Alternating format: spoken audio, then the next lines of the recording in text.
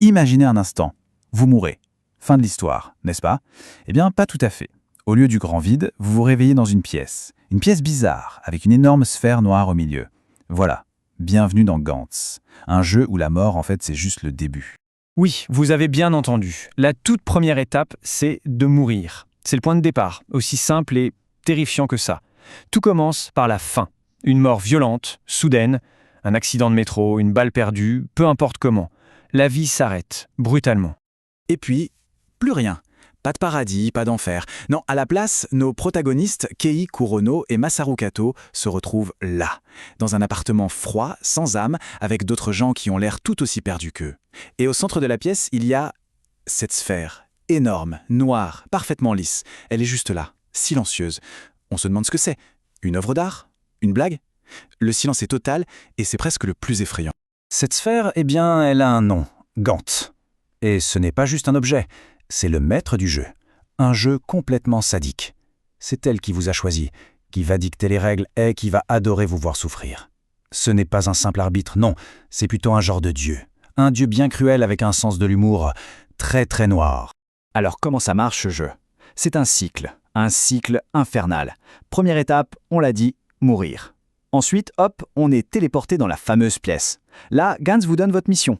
Et c'est là que ça devient fou. Il faut chasser des extraterrestres. Oui, des aliens. En plein Tokyo, avec un chrono qui tourne. Et croyez-moi, quand le compte à rebours démarre, l'échec, ce n'est vraiment pas une option. Ok, chasser des aliens, ça a l'air un peu compliqué.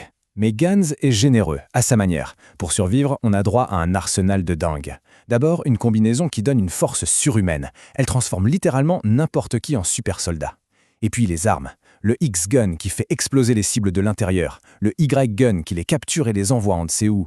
Des snipers, des katanas dont la lame s'allonge. C'est de la pure SF, mais pour une boucherie, elle, bien réelle. Et en face, il y a quoi? Eh bien, un véritable bestiaire de l'horreur. Au début, on a des cibles un peu bizarres, presque comiques, comme l'alien oignon. On se dit bon, ça va.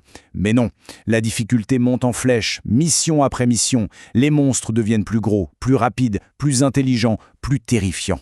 On finit par affronter des trucs qui ressemblent à des dieux vengeurs, des machins tellement puissants qu'on en vient à regretter sa première mort. Les enjeux, parlons-en. C'est simple, c'est binaire. Si on réussit, si on tue les aliens, on gagne des points, on survit et on retourne dans la pièce, en attendant la prochaine mission. Mais si on échoue, si le chrono arrive à 0 ou si on se fait tuer, c'est la fin, la vraie fin. Cette fois, il n'y a pas de retour. Pas de deuxième chance. C'est le game over définitif. Dans tout ce chaos, il y a quand même une lueur d'espoir. Un chiffre. Un seul chiffre qui devient une obsession pour tous les joueurs. 100. 100 points, c'est le score magique, le but ultime, le seul moyen peut-être de sortir de ce cauchemar pour de bon. Alors voilà, on y est. On a survécu, on a lutté, on a accumulé 100 points. La liberté est à portée de main. Mais qu'est-ce qu'on fait maintenant, après avoir vu toutes ces horreurs, après avoir tué, après avoir vu ses amis mourir? Que vaut cette liberté? Gantz, bien sûr, a la réponse. Et c'est un choix cornélien. Une fois les 100 points atteints, Gantz présente son fameux menu. 3 options. Choix numéro 1, la liberté totale. On efface votre mémoire, vous oubliez tout, et vous retournez à votre petite vie tranquille, comme si rien ne s'était passé. Choix numéro 2, plus de puissance. Vous obtenez une arme surpuissante pour les prochaines missions. Devenir le meilleur en somme. Et enfin, le choix numéro 3, le plus terrible, vous pouvez utiliser vos 100 points pour ressusciter quelqu'un. Un ami mort au combat, le ramener à la vie. Sauf que ça vous coûte tous vos points, et vous repartez de zéro. Alors, que choisir? Ce dilemme moral, c'est vraiment le cœur du réacteur de Gantz. Mais une idée aussi folle, aussi violente, ça vient d'où? Qui a pu imaginer un truc pareil? Allez, on va jeter un œil derrière le rideau. Le créateur, c'est Hiroya Oku. Et on peut dire qu'il ne fait pas dans la demi-mesure.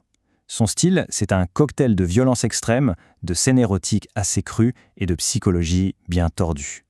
Gantz, c'est vraiment une exploration sans filtre des pires côtés de l'humanité, mais aussi, parfois, de ses meilleurs. C'est une œuvre qui parle de survie, de cynisme et de ce que ça veut dire être un héros quand on a tout perdu.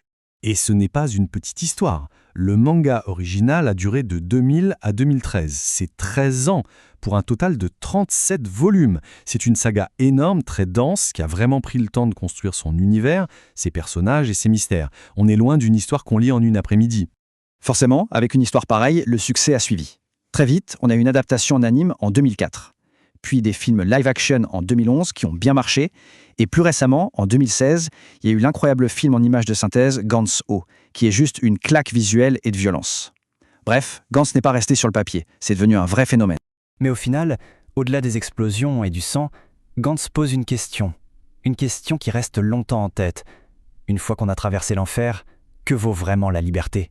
Et c'est ça, la grande question qui hanse toute l'œuvre. Revenir à une vie normale, tout oublier?